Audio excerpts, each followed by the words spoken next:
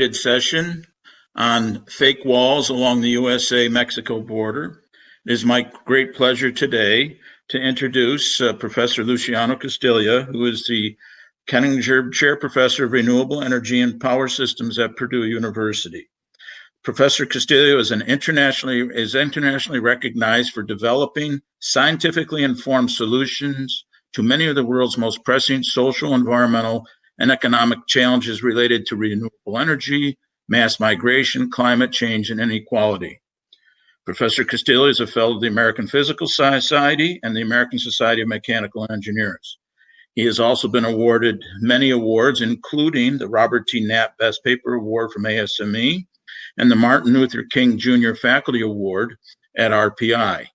Professor Castillo received his doctorate from the State University of New York at Buffalo in 1997, and then went on to a very distinguished career at Rensselaer Polytechnic Institute, where he went through assistant, associate, and full professor. He then moved to Texas Tech, where he spent several years there as a chaired professor, and then has moved now to Purdue University.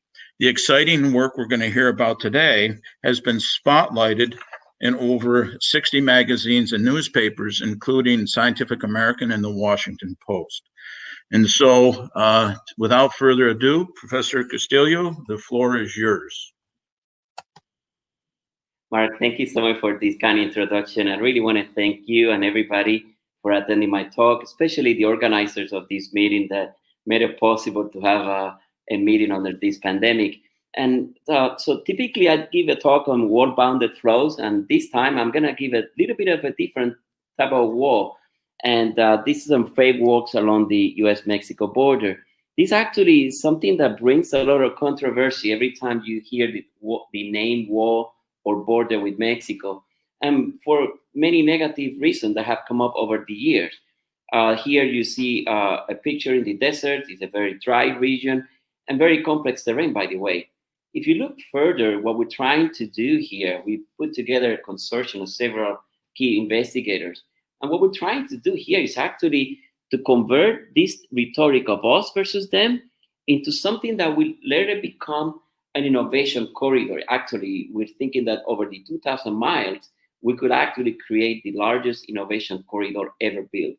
And actually, when you look at this, the idea is that you could take some of the water from the Gulf or the Pacific, desalinate that water, and bring it in some of the regions.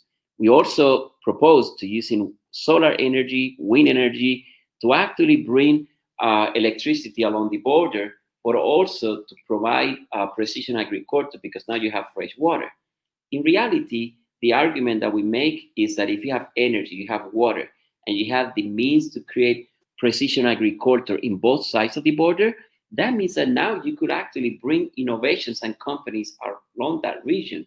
Imagine creating like a duty-free zone where many companies could be established, but most importantly, create the creation of institute where development and workforce training as well as innovation could actually take place. So by doing this, one could actually change this rhetoric to something more optimistic. In fact, what I'm going to show you first is that what is the socioeconomical implications of the current status of this US-Mexico border. And right now, you could see that this border is about 2,000 miles in length. In 2018, we have about 200 million, close to 200 million documented crossing between the border. And one of the important statistics that in 2017, we have about 417 immigrants dead, mainly by hydration. And you have apprehensions in the order of 400,000 in 2018. One important fact is that in 2018, there was 1.7 million pounds of narcotic confiscated. So actually, yes, there's a lot of drugs contraband, but there was a cost associated with human smuggling in the border of in the neighborhood of 500 million per year. Something that has been shown so far up to 2018 is that there's about 654 barriers in the west side of the portion of the border. And since 2017, in 2016, there was this discussion that Trump was going to build a wall and actually Mexico was going to pay for it. It was estimated that the cost of that construction is going to be about 21.6 billion up to about 45 billion. And that construction would cover the remainder of the 654, which is about 1,300 miles. What we're proposing is that instead of building, and you could see in this figure, that actually doesn't matter how high these walls are, you could actually cross those walls. So these walls, which are porous walls, actually all they're doing is making the life a bit difficult for the people, right? And instead of doing this, what we really wanted to do is to change something to would create, instead of this type of rhetoric, us versus them, something that would create something about more of a positive outlook between the two countries. And in fact, something that I wanted to share with you is some of the tradings that are taking place in this region. And actually, I want you to look carefully at these numbers. So the first trading partner of United States is Canada. Okay, this is our neighbor in the north. Mexico is the second one, and China is number 3. So when you look at the top 15 countries in the world that we have high trading, the top 3 are 2 of those are our neighbors, Mexico and Canada. And when you look at China and you look at the development in the vertical axis, you see here the $1 billion trading, and in the horizontal axis, you see different quarters beginning from 2019. You could see Canada at the top, in the second is Mexico, and at the bottom you see China. You could see as the quarters went increasing, you could see the decline of trading with China. And in fact, once the pandemic hit the United States in the first quarter, you saw the sudden drop of the trading between Canada and United States and Mexico and United States. And toward closer to the second quarter, because of the recovery, China's trading with the United States has increased drastically. So from the perspective of the economics, there is a significant interaction between Canada, United States and Mexico. But one of the things that we want to understand is the following. How does barriers impact the economic trading between the two countries? If you look at some of the trading between California, the borders in California, the border in Arizona, New Mexico, and Texas, and you look at the comparison of the percentage trade in 2015, which was 13.5 between California and the border. But when you look at in 2019, it's about 12.2. If you go to Arizona in 2015, it's 3.2. It went down to 2.9. New Mexico increased from 0.4 to 0.6. Texas, on the other hand, went from 33 to about 35%. But look at the correlation between the borders that have been put in place. And if you look at some of the barriers that have been put in place on the west side, you could immediately begin to understand that the barriers actually not only prevent people from crossing, in fact, they don't actually block the people from crossing, but mitigate. You could see that the higher the barrier, the less the economic trading between the two countries become. In fact, the highest trading happens with Texas. And coincidental, that's the region with the less barriers between the two countries. So this is a very important message that we could begin to learn from this, that barrier doesn't necessarily prevent people from coming and doesn't actually increase the economic growth between the two countries.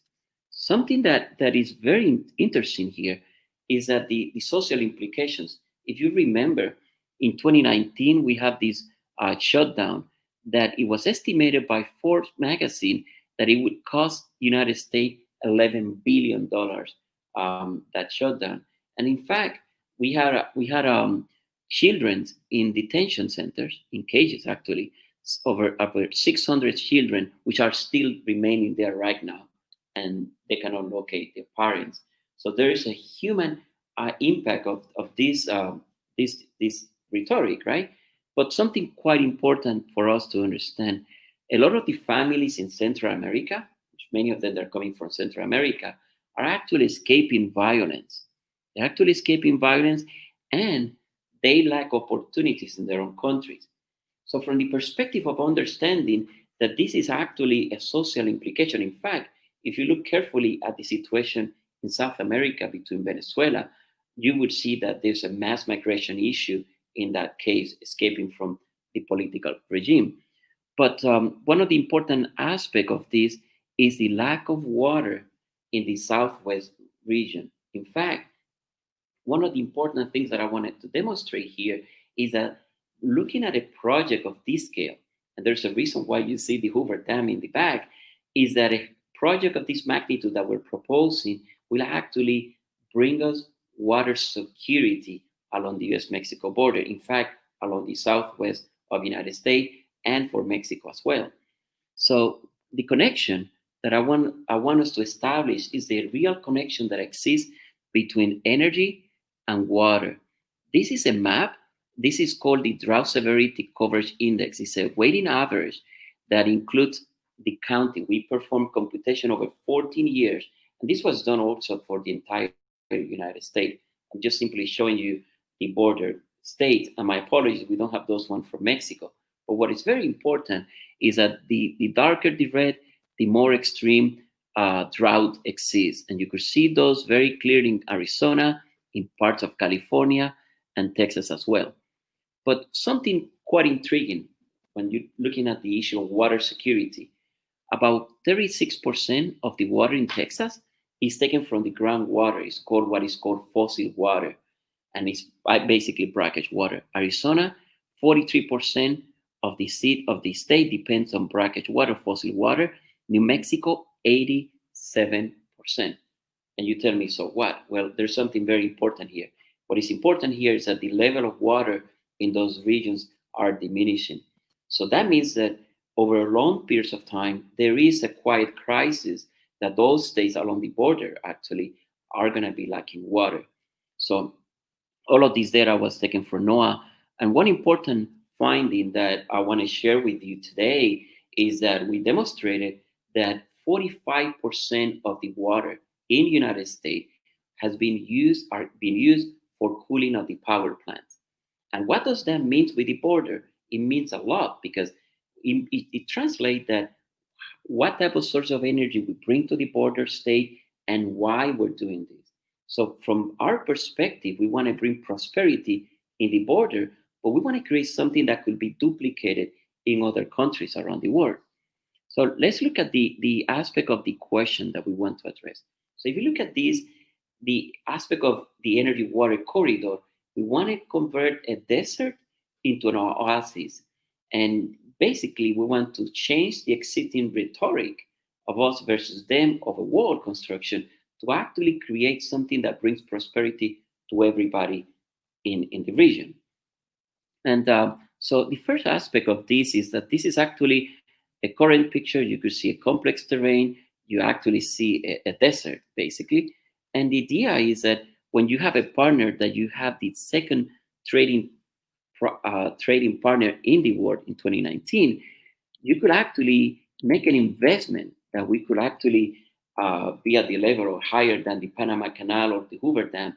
But the idea will be, think about the 5G for communications along the border, where you actually use solar, wind, you actually bring fresh water. Now we have means in both sides of the countries to actually promote precision agriculture.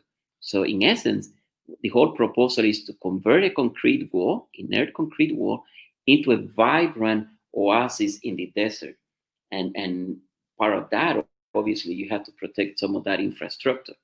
So the question we want to address now is what type of resources, wind resources and solar resources do we have in that region?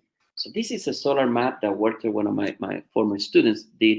And you could see the wind map resource at 100 meters high for the border state.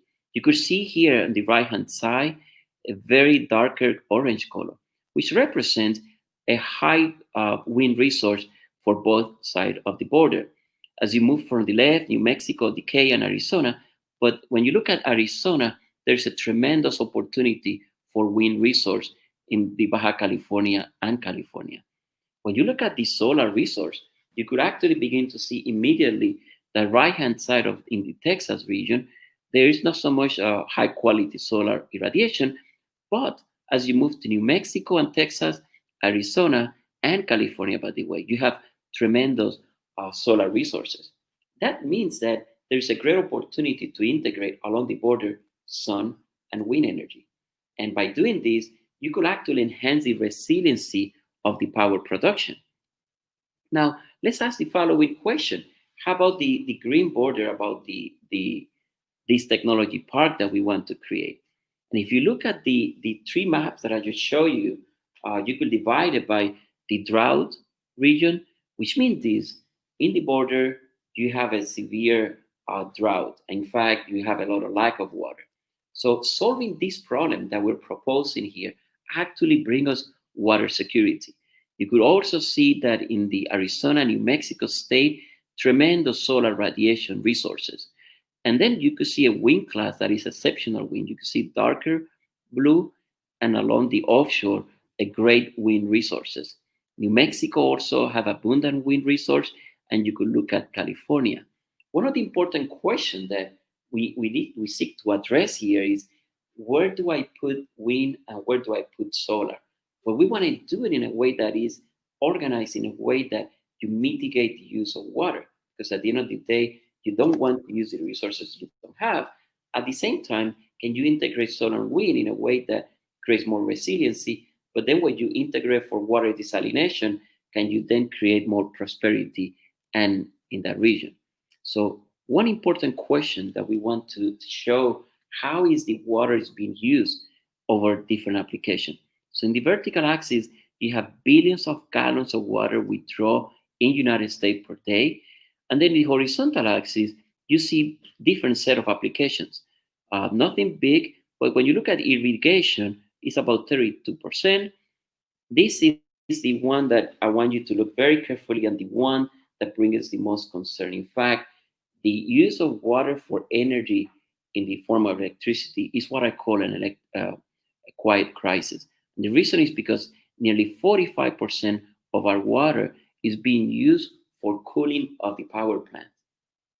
And that alone is something that could be detrimental. In fact, this is the major argument as to why along the US-Mexico border, what we recommend to use is sources of energy that do not use water in the cooling process.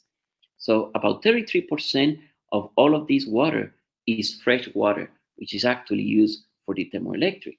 One important question we want to address is how different sources of energy employ the water in the production of electricity. And if you look in depth about that question, you begin to see something very interesting.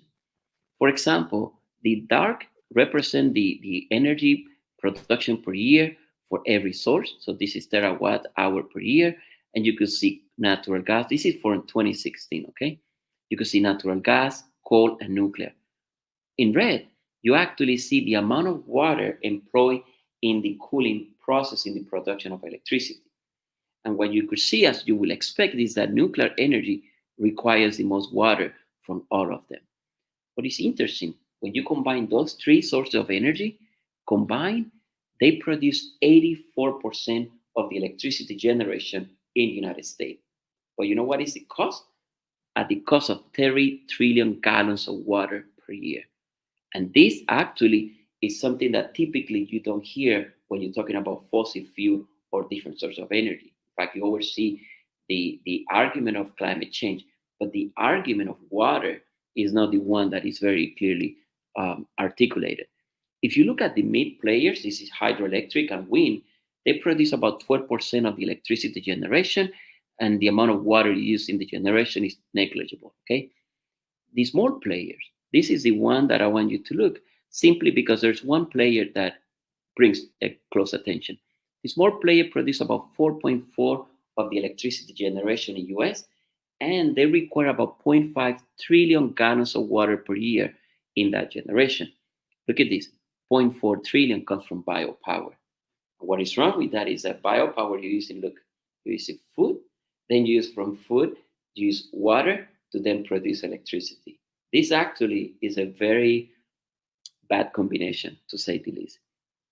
So now that we understood that this actually conversion of water for energy using this source of energy is actually a major concern, then the strategy here along the US-Mexico border is then to use sources of energy like wind and solar photovoltaic that actually minimize the use of water. So now the question becomes now, where do we place wind or solar or both that mitigates use that you have high levels of drought? So to do that, one of the things that one of my former students, Walter Gutierrez, did, he developed an index that actually allows you to measure the wind class, the solar class, and D minus D minus represents the average of the drought in those regions by different classes. It's a weighted average. And you could do the same for wind. So in wind class, you could divide the wind class and the drought level. By doing so, what you actually find is that regions that are high drought, for example, in yellow, you see represents region where there is a lot of levels of drought, where solar could play a very important role. And you could see that in Arizona and in California. The area in blue here represents the area where there is a tremendous wind resource and there is high levels of drought. In green, you could see that both wind and solar could play an important role. And by the way, there's also high levels of droughts at the same time. So this actually tells us the regions where we could integrate those two. And by doing that sort of integration, you actually could get the regions where you could mitigate that. But at the same time, look what would happen to the grid. The grid is going to be more resilient because in essence, you have two sources of energy integrated. It doesn't mean you cannot bring other sources. But now that you have that wind, and actually a very important argument, one could imagine at night where the electricity is cheaper, we could desalinate some of the water from the local region or reuse some of that water more effectively to actually distribute it. And by doing that, you could actually make a stronger connection between wind and water for that matter. And now let's ask the following question. This is a very important question that if you look at this, this is a worldwide map. This is a graph from CLIM 1996 and 2010. And what they actually demonstrate is that those are in pink represents regions where low-level jets exist across the globe. And more importantly, these are geostrophic winds that occurs under a stable atmosphere. The 2-star means that there's strong low-level jet resources along the border. In fact, one of them, if you look at this from the Great Plains, you could see here in red represent the strong low-level jet that extend from the border with Mexico in the Gulf all the way to Texas and Oklahoma. And in fact, this actually brings a very important point because when you look at the Caribbean, you actually see these are the maps in the Caribbean from VSIC in 2010, and you could actually see that those low-level jets actually manifest themselves. In fact, offshore of Colombia with Venezuela, you could see the presence of those low-level jets.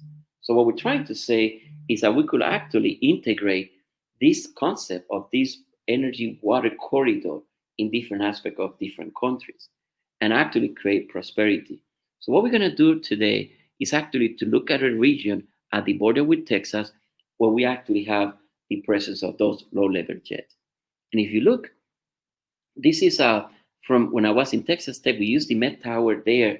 It's a 200 Met Tower, and you could see basically this is the unstable atmospheric data from October in 2013. And then we also have a low-level jet profile. So what you have here is a horizontal wind speed, and then you have the vertical axis.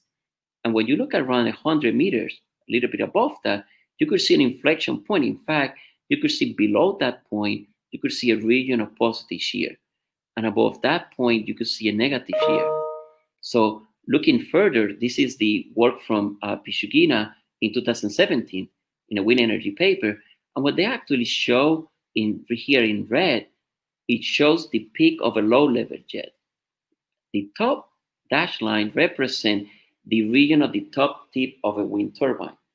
And below that dashed line represents the bottom tip of a wind turbine rotor. And the location of that jet at the top tip, you could see immediately below that, the rotor will be exposed to a positive shear.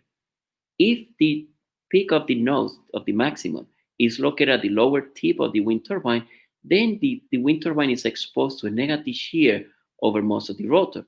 And if you have the nose of the jet located between close to the hub height, you could see one region exposed to negative shear, the other one to positive shear. And that actually brings the question, if we were to explode that potential of energy in the Texas region. In fact, this is the data that we're taking here from the West Texas. The question is, if we were to build an array of a wind turbine, how does this peak of the jet impact the power generation in a scaled down wind farm? So what we did here was that we took advantage of, this is the contour of the data. We took a data on the unstable atmospheric boundary layer and one data in the presence of the low level jet. And that's the two that you see here. What is very important for you to realize, this is the high emitters, that this high altitude shows the presence of a low level jet of about a high of 40 meters high.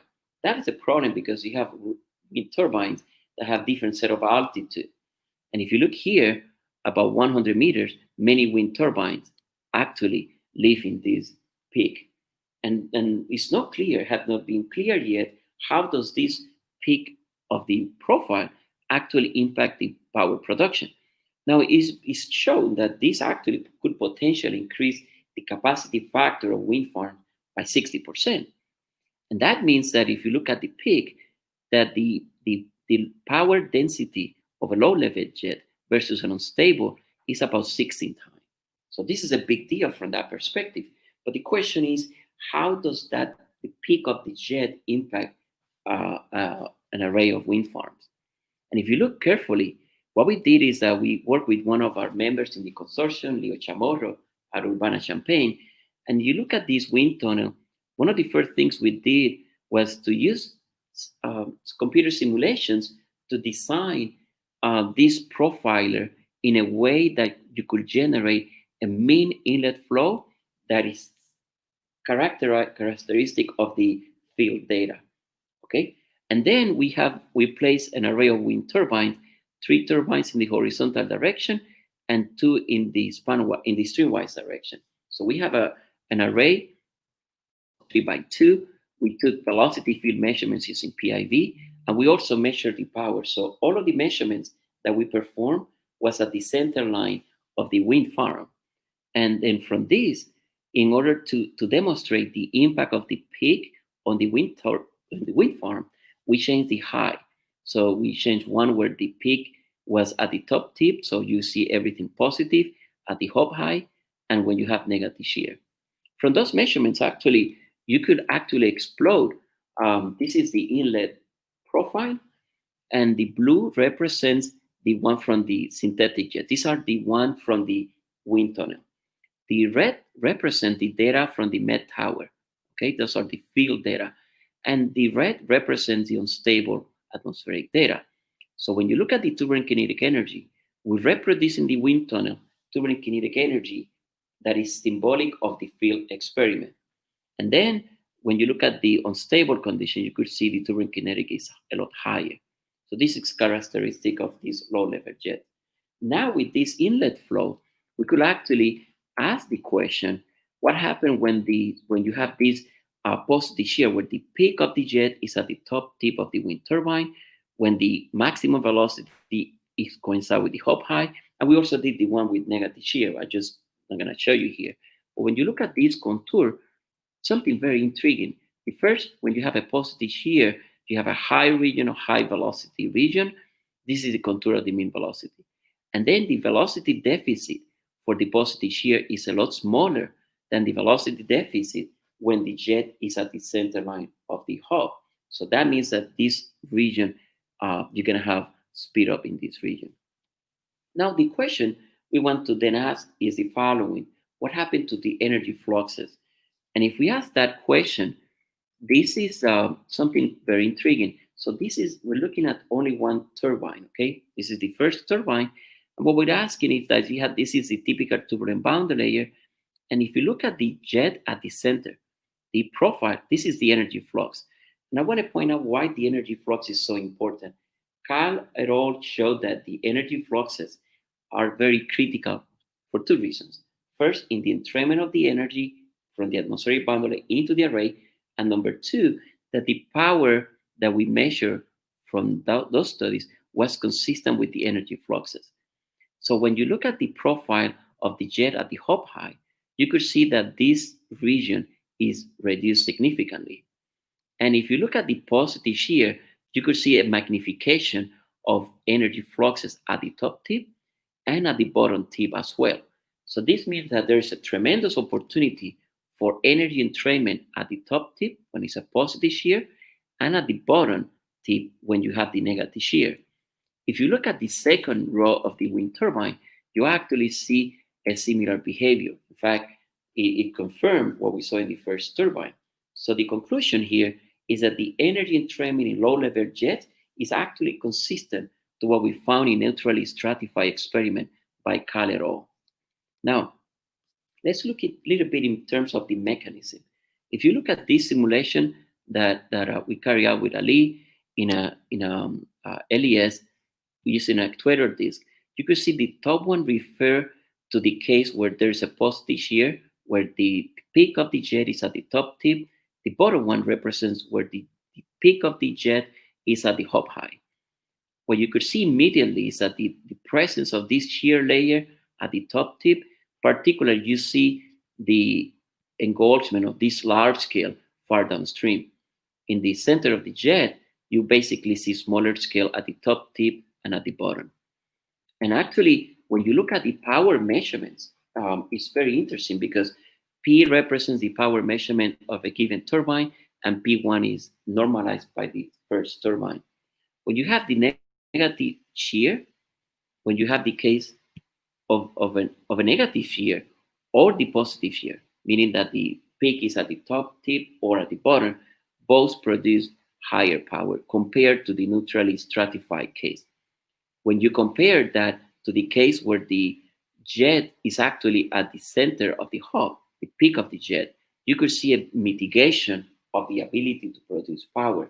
And in fact, if you look at the LES simulations here in dash line with the positive shear, you could see very consistent result with the experiment.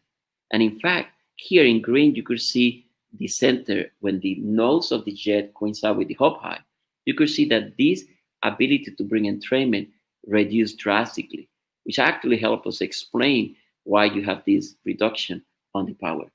These results are actually the mechanism very similar to what was shown by Luciano and Figitz in 2018, where they actually showed that the high speed in the upper jet and the low speed inside are necessary to actually create this shear layer.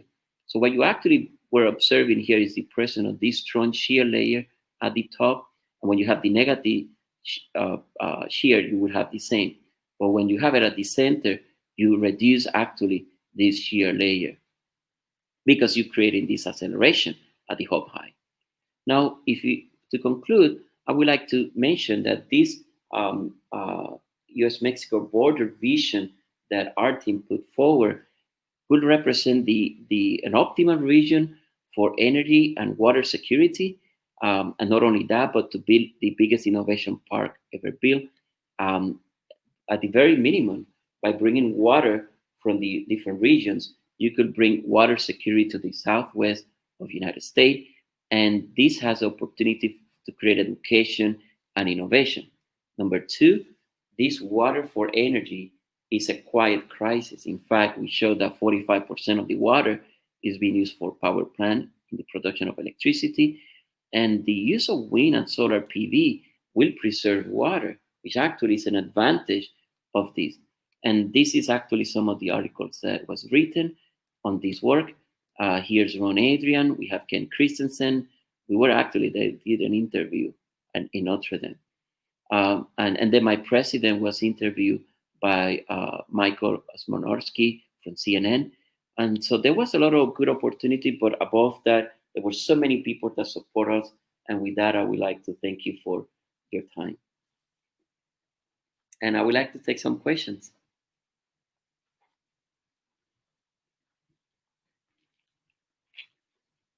Yes, Mark?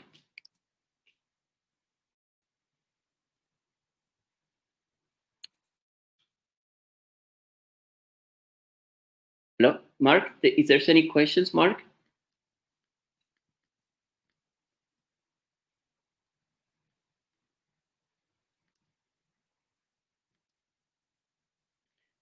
Mark, I don't hear you. I don't know if you're able to.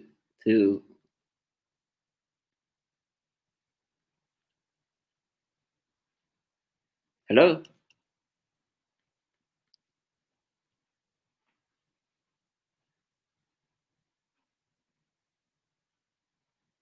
Oh, yeah.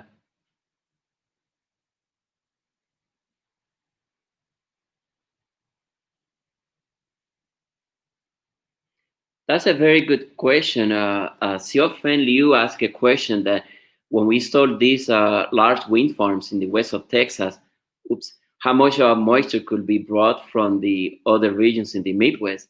That's a very interesting point, and the issue actually it is not clear, to be honest with you, but we will expect that there will be some changes, right? Because you will be changing depending where the peak of those level jet will be, right? Because in some cases you will be extracting more of the fluxes from the ground level. In other cases you will be bringing from the top. But that would be a really good question to ask. Let me see how much. Oh, thank you, Laurette. Laurette Tokras. Yes. Um, Let me see. Okay. Thank you. So, yes. Okay. Yes. So this is a very important, the Liu's question is a very important point to address in that region. One of the important aspects that we see a big benefit of bringing these large wind farms is that at the time where you have a lot of the energy, electricity is cheap. In other words, that you will lose money by producing electricity from the wind farm. One of the most beneficial things for us to do will be then to run reverse osmosis plant, right, to desalinate water. And by doing that, then you could use the energy from the wind farms in ways that could be more productive. Yeah. So, Mark, is there any other question that I'm trying to look at the oh, Lucy. Thank you, Lucy. Yes. Um, oh, thank you, Kenny. So this is actually what I have to share with you. I want to thank all of you for coming to my talk, and thank you. That's it, right? Oh, I'm trying to read it. Yeah. Can you read it? Oh, I'm trying to see if some of the other. Oh, okay. I'm so sorry. I could not see. Okay. This is a question from Salvador Gomez. Yes. So Salvador Gomez is asking the question: could climate change affect the placement of these wind farms or potential location for optimal areas due to the sunshine of energy? This is a beautiful question, Salvador, and actually this is part of the argument that we're making that with more climate change we may see disruptions of the resources, right? And we will expect those to be some expectation could be that the desert could be even drier, right? So from that perspective, the conservation water becomes even more relevant. But we will expect that to be the case, right? Some cases in the Gulf, we may have an increase in the tide, so the offshore application may still be very useful. But that's a very good point, and that projection would be necessary to understand. Um, okay, okay.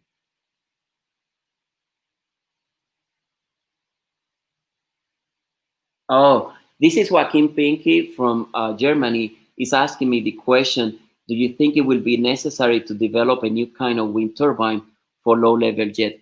Yes, yes, actually, it will be necessarily two reasons, right? And one of the questions is that the load, and we did not discuss that, but the load will actually will change as well, right? Because you have moments that will be interacting different in the rotor. But I do think, as you pointed out, the ability to change the tower high will be necessary. One of the things that we're looking for this project is a hydraulic wind turbine.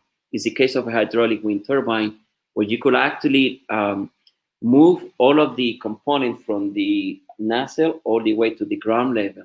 And by doing that, you could make the turbine more stable. And this is the case where you could deploy those offshore in the Gulf or in the Pacific in California. So that could be an opportunity there. But I do think, like you said, there could be a great opportunity for designing of a new class of wind turbine. And actually, depending on the altitude, right? Because in some cases, vertical axis in those regions could be very important. I'm just going to read another one. Luciano, can you hear me? Yes. Thank you. Yes. Thank you, Mark. I want to thank everybody for your great questions, and I'm looking forward to collaborate with you on those projects. And again, I want to thank Bill, George, Ron, Adrian, so many of the members in our group that help us so much in conceiving this idea. Thank you, Luciano. All right. Thank you, Mark.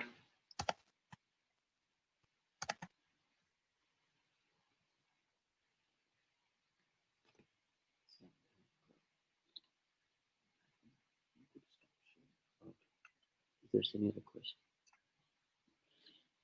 Oh, actually, since we have time, I would like to see if I can answer some of the other questions.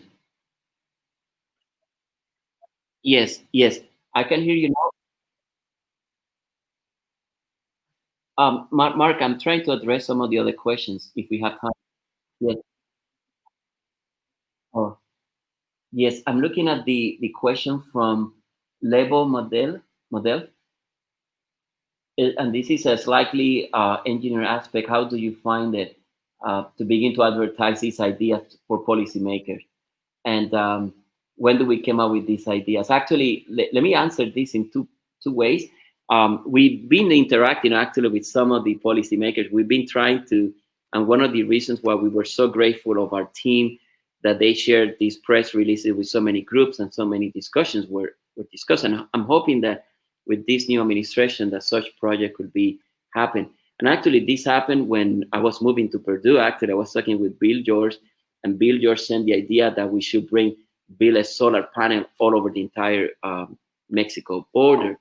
And from that, actually, that inspired this notion that it's not just solar what we need. We need solar, we need wind, and we need to bring water to the region. And it's that integration that led to this vision of creating the biggest innovation park ever built.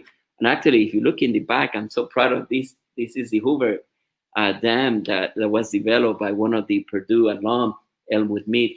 And the policymakers is very important. So we're collaborating with people that we hope will make it accessible or we make it visible to policymakers.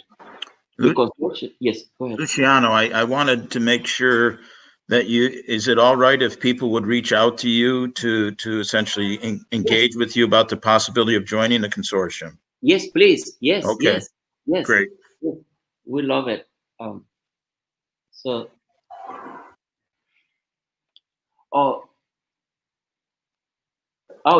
Yes. One of the key questions that Sarah Smith was asking is that if we engage universities and researchers from the international, particularly from Mexico. Yes, we have two great friends, actually Catalina Stern, and from UNAM, Universidad Nacional Autónoma of Mexico, and Victor Castaño. Actually, we're collaborating very closely with them. And actually, there is a consortium of aerospace and energy in Baja California that we're engaging as well. But we like to actually increase the collaborator, particularly universities, international. That would be fantastic. Yes. Luciano, we're probably 10 minutes past our time, so I don't know. No, that's okay. So people could reach out to me, email me. Exactly, great. And this is being recorded so that the folks will be able to see this, and you can maybe look at the question and the Q&A and provide some additional answers if you want. Yeah. Okay? Sure. Thank you, Mark. All right. Thank you, everybody. All right, take care.